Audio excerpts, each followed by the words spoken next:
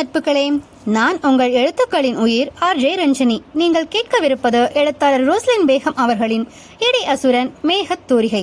Video தாமதத்திற்கு மன்னிக்கவும் நட்புகளே. ஸ்டோரிக்குள்ள போகலாம். அத்தியாயம் 7. இப்போ எதுக்கு சார் முறைக்கிறீங்க? கன்னத்தில் கை வைத்தபடி கேட்டால் ஆதிரா. எங்கு கையை எடுத்து விட்டால் அவன் அடித்து விடுவான் என்ற பயம்தான் அவளுக்கு. பார்க்கறக்கு அமைதியான பொண்ணு மாதிரி இருந்துட்டு உன் காரியத்தை சாதிச்சுக்கிட்டல. ருத்ரன் அவள் அருகில் உட்கார்ந்து கூறினான்.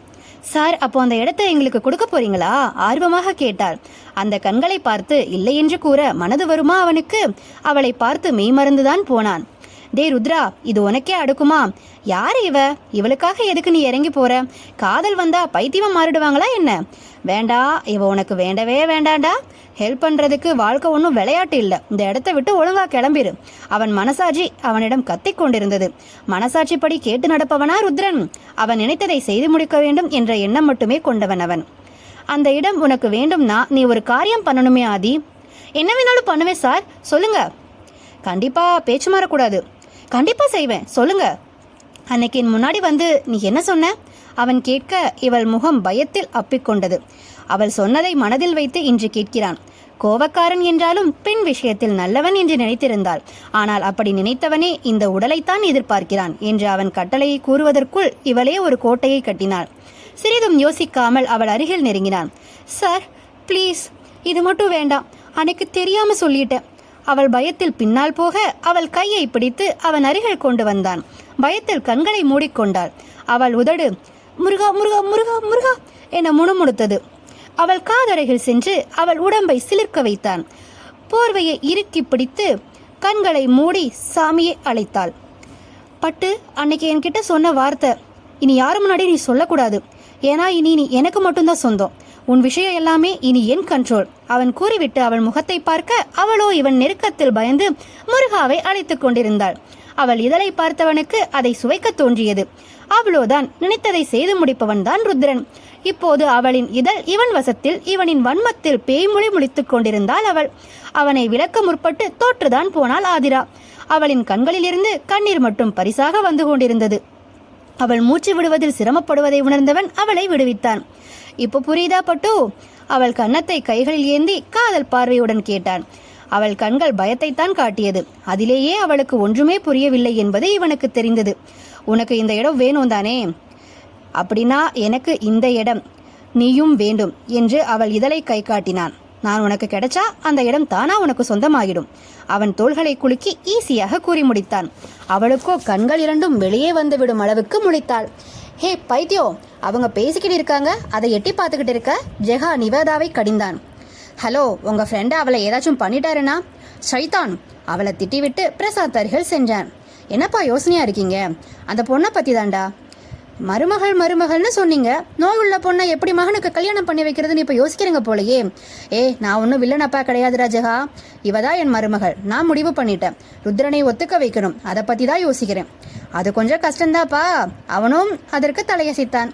இங்கு ருத்ரன் ஆதிமுகத்தை வைத்த கண்ணெடுக்காமல் பார்த்து கொண்டிருந்தான். சார், உங்க மேல அப்படி ஒரு அபிப்பிராயம் எனக்கு இல்ல. ஆதி முழுங்கி கூறினாள். ஷட் அப் ஆதி. உன்கிட்ட நான் ஏதோ கேட்டேனா? என் முடிவு இதுதான். டாட். இப்போ ஏதோ யோசிக்காம ரெஸ்ட் எடு. அவளின் நெற்றியில் முத்தத்தை வைத்து அவளை படுக்க வைத்தான். அவளை குழப்பத்துக்கு தள்ளிவிட்டு ரெஸ்ட் எடுக்க சொன்னால் தூக்கம் எப்படி வரும்? ஹா, அண்ட் 2 டேஸ்க்கு நீ அப்புறமா நம்ம வீட்டுக்கு வந்துடுவ. Only 2 days. அதுக்கப்புறம் நீ எனக்கு மனைவியா இனி அங்கதான் இருக்க போற. இடியசுரன் அவள் தலையில் இடிக்கு மேல் இடியாக இறக்கி கொண்டிருந்தான். வாசலில் செல்லும் அவனையே அடிபட்ட பார்வை பார்த்தாள் ஆதிரா. நிவேதா எட்டி பார்ப்பதை பார்த்தவன், என்ன பேசணும்னு உனக்கு கேட்டுச்சா? ஒண்ணுமே கேட்கல சார். ருத்ரன் முகத்தை பார்க்காமல் கூறினாள் நிவேதா. அதுக்கு என்ன இப்போ சொல்லிட்டா போச்சு. அப்பா, ஜெகா, இங்க 3 பேர் வாங்க. மூவரும் ஒரு இடத்தில் கூடி நிற்க ஜெகாவை கட்டி அணைத்தான். சரிடா மச்சா, உன்னை அடிச்சதுக்கு. பரவாயில்லடா, நான் பண்ணது பெரிய தப்பு, ஜெகா வருத்தமாக கூறினான். நீ பண்ணது தப்பே இல்லை மச்சா. இப்போதான் உருப்படியான காரியம் பண்ணிருக்க. உன்னாலதான் என் பட்டு எனக்கு கிடைச்சா.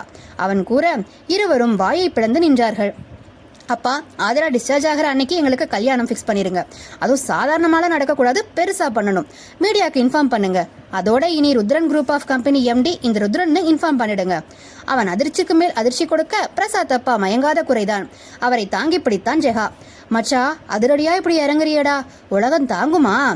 அவனை கண்ணிமைக்காமல் பார்க்கும் நிவேதா பக்கம் திரும்பினான். இந்த 2 நாள் என் பட்டுவை பார்த்துக்க வேண்டியது உன் பொறுப்பு. பயப்படாத, உன் ஃப்ரெண்டை நான் ஒன்றும் பண்ண மாட்டேன். இனி என்கிட்ட அவள் ஹாப்பியாக இருப்பா. அவன் சொல்ல வேண்டிய தகவல்களை அழைத்துவிட்டு அங்கிருந்து கிளம்பினான். ஜெகா, இப்போ பேசுனது நம்ம ருத்ரன் தானா? என் பையனுக்கு பேய் எதுவும் பிடிச்சிருக்காடா? அப்பா, பேய் இல்லை, எல்லாமே ஆதி செஞ்ச மாயம். நம்ம நினைச்சது நடந்துருச்சு. எந்திரிங்க, கல்யாண வேலை தலைக்கு மேலே கிடக்கு. வாங்க, இப்போ நான் ஆதியை பார்த்துட்டு வரேன். ஹே டால்ஸ், என்னடி பண்ண இவனை? அவன் சந்தோஷமாக பேச அவள் அதை கேட்கும் நிலையில் இல்லை, சோகத்தில் மூழ்கியிருந்தாள். டால்ஸ், என்ன ஆச்சு? சோகமாயிருக்க? பதில் கூறாமல் அமர்ந்திருப்பவளை பார்த்து கேட்டான் ஜெகா. எனக்கு இந்த கல்யாணம் வேண்டாம் ஜெகா, ப்ளீஸ் என்னை விட்டுடுங்க. எனக்கு ரொம்ப பயமா இருக்கு. என்னடா ஆதி, அவன் ரொம்ப நல்லவன். உன்னை பயமுறுத்திட்டானா? அவன் குணமே அப்படிதான்டா, ஆனா ரொம்ப நல்லவன்டா. அதுவும் பொண்ணுங்க விஷயத்துல இது வரைக்கும் எந்த பொண்ணுக்கிட்டையும் அவன் பேசுனது கூட இல்லை. அவன் பேசுற பழகிற முதல் பொண்ணு நீதான். அவன் அந்த இடத்த கொடுத்துருப்பான். அவன் எவ்வளோ அனாத ஆசிரமம் வச்சு நடத்துறான்னு உனக்கு தெரியுமா? அவன்கிட்ட இருந்து ஏகப்பட்ட ஃபண்ட் மக்களுக்கு போகுது, ஆனால் அதை வெளியே காட்டிக்க மாட்டான். அதான் ருத்ரன். உனக்கு கூட வேற இடம் ரெடி பண்ணிட்டு தான் காலி பண்ண சொன்னான். உன் இடத்துல வேற யாராச்சும் இருந்திருந்தா இவ்வளோ பொறுமையாக பேசியிருக்கவே மாட்டான். அந்த இடமும் அவனுக்காக இல்லை, அவங்க அம்மா ஆசைக்காக. அந்த இடத்துல கோவில் கட்டணும், அவங்க அம்மா ஆசை. இத்தனை நாள் அந்த இடம் கைமாறி போயிட்டு இருந்துச்சு, இப்போதான் மீட்டிருக்கான். அதான் உடனே இந்த வேலையில இறங்கிட்டான். ஆனா உனக்கு வேற இடம் கொடுத்தோம், அந்த இடம் தான் வேணும்னு சொல்ற. அதுதான் எனக்கு புரியல. அவன் ஒன்றும் ரவுடி கிடையாது ஆதிரா. அவங்க அப்பாவுக்கு நிறைய பிஸ்னஸ் எதிரி இருக்காங்க. அவங்கள கீழே தள்ளணும்னு நிறைய பேர் நினைக்கிறாங்க. அதான் அப்பா கிட்ட பொறுப்பை கொடுத்துட்டு இவன் இதுல இறங்கிட்டான். ஆனா இப்போ நிலைமை ஒன்னால மாறிடுச்சுடி. அவன் திரும்ப கம்பெனி பொறுப்பை எடுத்துக்க போறான். நாங்க ஏற்கனவே அவன்கிட்ட உன்னை கல்யாணம் பண்ணிக்க சொல்லி பேசணும். அவன் ஒத்துக்கல. இப்போ அவனே முன் வந்திருக்கான். அவன் இனி உன்னை விடவே மாட்டான். நீயும் அவனை விட்டுறாத. அவன் கூட நீ இருந்தா பொக்கிஷ மாதிரி உன்னை பார்த்துப்பா ஆதி. ஜெகா மூச்சு வாங்க பேசி முடிச்சான். இந்தாங்க மிஸ்டர், தனியாக குடிங்க, மூச்சு வாங்க போகுது. நிவேதா தண்ணீர் பாட்டிலை கிண்டலாக எடுத்து கொடுத்தாள். தேங்க்ஸ் நிவி. அவன் வாங்கி அதை மடமடவென்று குடித்து முடித்தான். உன் முடிவை சொல்ல ஆதிரா, ஜெகா கேட்க. ஹலோ, அவளுக்கு டைம் கொடுங்க, யோசிக்க கூட விட மாட்டீங்களா? நிவேதா முறைத்து கொண்டே கேட்டாள். சரி சரி, நல்லா யோசி. கடைசி முடிவு கல்யாணம் தான். நான் கிளம்புறேன், கல்யாண வேலை இருக்கு. ஹே பிசாசு, என் டால்ஸை பார்த்துக்கோ. வரட்டா நிவேதா என்று தலையில் அடித்து விட்டு சென்றான். குரங்கு போகும் அவனை பார்த்து திட்டி வைத்தாள். அப்போ என் மேல இறக்கப்பட்டு கல்யாணம் பண்ணிக்கிறாரா? ஒரு அன்பு கூட அனுதாபத்தால தான் எனக்கு கிடைக்கணுமா நிவேதா? எந்த சொந்தமும் என் அன்புக்காக எனக்காக கிடைக்காதா? யாரையும் நேசிக்க கூடாதுன்னு இருக்கும்போது இவர் எதுக்கடி என் வாழ்க்கையில வராரு? அதுவும் இறக்கப்பட்டு. ஆதிரா கண்ணை கசக்கினார். அது இங்க பாரு, எனக்கு ருத்ரா அண்ணாவை பார்த்தா ரொம்ப நல்லவர் மாதிரி தெரியுதுடி. கோவத்தை பார்க்காத. கோவம் இருக்கிற இடத்துல குணம் இருக்கும்டி. உன் வாழ்க்கையை மாத்த போறாருடி அவரு. இனி சந்தோஷம் மட்டும்தான் உன் வாழ்க்கையில இருக்க போகுது. நீயும் மாறிட்ட, அப்படிதானே? என்னை யோசிச்சு, என் மனசை யோசிச்சு யாரும் பேச மாட்டீங்கல்ல. அப்போ உனக்கு அவரை பிடிக்கலையாடி என்று பட்டென கேட்டாள் நிவேதா. தெரியலடி. அப்போ பிடிச்சிருக்கா? அது தெரியலடி. என்கிட்ட எதுக்கும் பதில் இல்லை. அவரை தேடுறேன், அவர் வந்தா ஒதுங்கிக்கிறேன். அவரை பார்த்தா பயந்தா வருது. எனக்கே புரியலடி. தூரிகை. அத்தியாயம் 8. சார், இத்தனை நாள் எங்க போனீங்க? பிசினஸ் இண்டஸ்ட்ரியில இல்லாம எங்க போயிட்டீங்க? Rudran group of company share மார்க்கெட்ல டவுன் ஆனதுல பயந்து இந்த பொறுப்பை விட்டுட்டீங்கன்னு சொல்றாங்க. உண்மையா சார்? ருத்ரன் முன்பு நின்று மீடியா பேட்டி எடுத்து கொண்டிருந்தன. பிசினஸ் கொஞ்சம் போர் அடிச்சிச்சு, அதான் டூர் போயிருந்தேன். அப்புறம் பயந்து, ஆமாங்க பயந்து தான் போனேன். நான் அடுத்த ஸ்டெப் எடுத்திருந்தா கோ கம்பெனிஸ் எல்லாருமே டவுன் ஆயிருப்பாங்கல்ல, அவங்களும் பாவம் தானே. ருத்ரன் ஸ்டைலாக பதிலளித்தான். அப்புறம் ஏன் சார் திரும்ப வந்தீங்க? அவங்களுக்கு பாவம் பார்த்தது போதும், எனக்கு டூர் போர் அடிச்சிருச்சுல, ஸோ வந்துட்டேன். Meeting finish it. அவன் எழுதிருத்தான். Sir, last one. உங்களுக்கு மேரேஜ் ஆக போகுதுன்னு சொன்னாங்க. எந்த பிஸ்னஸ் மேன் பொண்ணு சார்? லவ் மேரேஜா? நீங்கள் கேட்குற எல்லா கேள்விக்கும் பதில் கிடையாது. லவ் மேரேஜ் தான். எங்கள் மேரேஜ் ஃபோட்டோ மீடியா கைக்கு கண்டிப்பாக வரும், அப்போ பார்த்துக்கோங்க. அப்பா, மூச்சு முட்டுதுடா.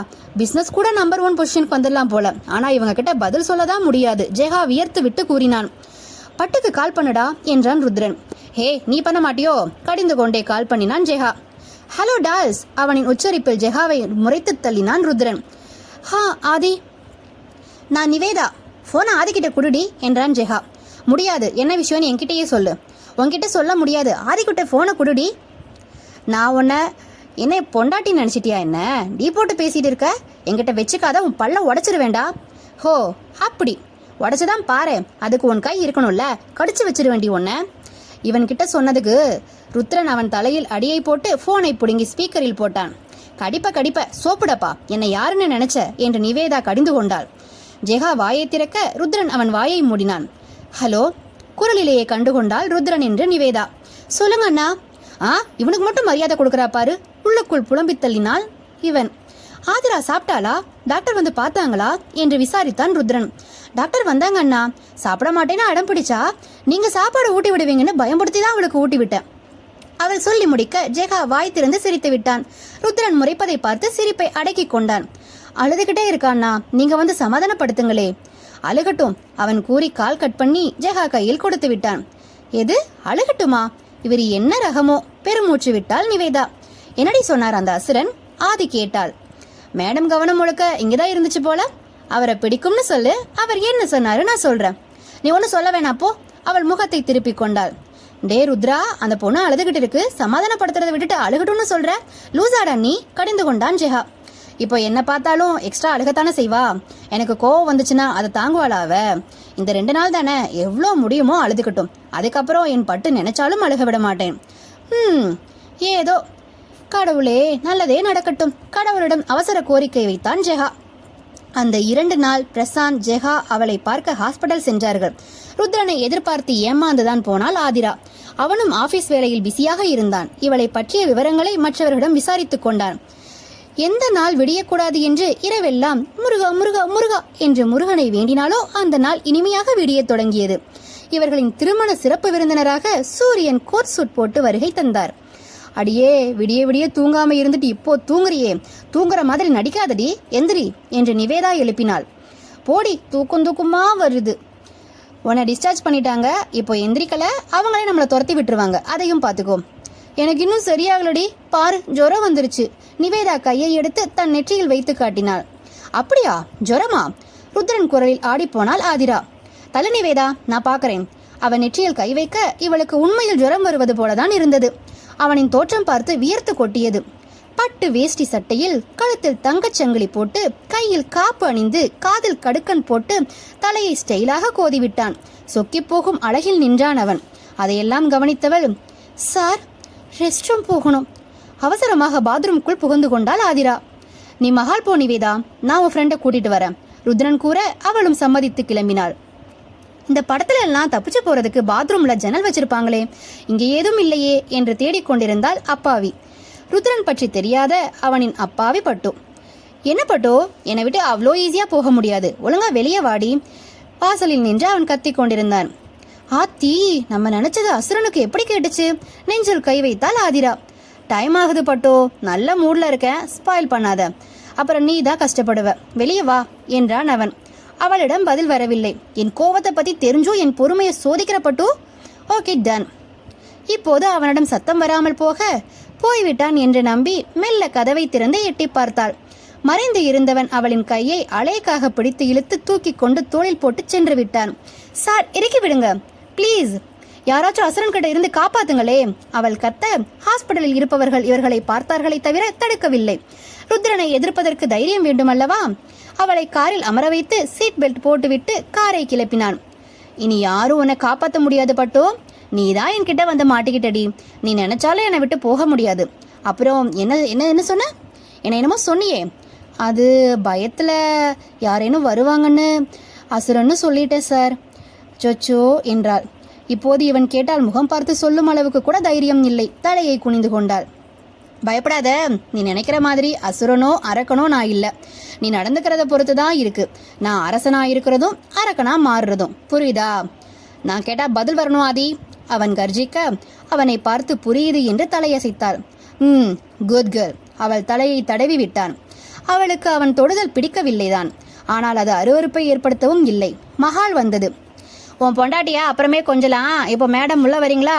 அவங்களுக்கு மேக்கப் போட வேண்டிய வேலை இருக்கு. ஜெகா கதவை திறக்க இறங்கி அவனுடன் உள்ளே சென்றாள் ஆதிரா.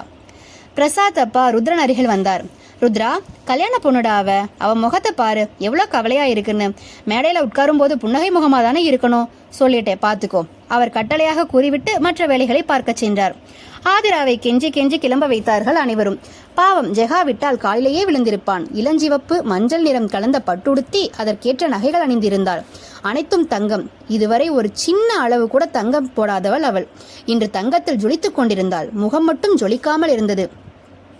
ஆதிக்குட்டி, பழக்கமான குரலில் நிமிர்ந்தவள் முன்னாடி ஜெசி அம்மா இருப்பதைக் கண்டாள். அழுகையை அடக்க முடியாமல் அவரை அணைத்து அழுது விட்டாள். ஜெசிமா, கண்ணு என்னடா சின்ன பிள்ளைத்தனமா பண்ணிட்டு இருக்க? அழாத, கண்ணத்தோட சுத்தி போடணும் செல்லம். உனக்கு எவ்வளோ அழகா இருக்க தெரியுமா? ருத்ரன் தம்பி சொன்னாரு. ரொம்ப சந்தோஷம்டா ஆதிரா. ஜீசஸ்க்கு தான் தேங்க் பண்ணணும். உனக்கு நல்ல லைஃப் அமைச்சு கொடுத்துருக்காருல்ல. இவரின் சந்தோஷத்தில் அவளின் கவலை, பயம் எல்லாமே பறந்து போனது.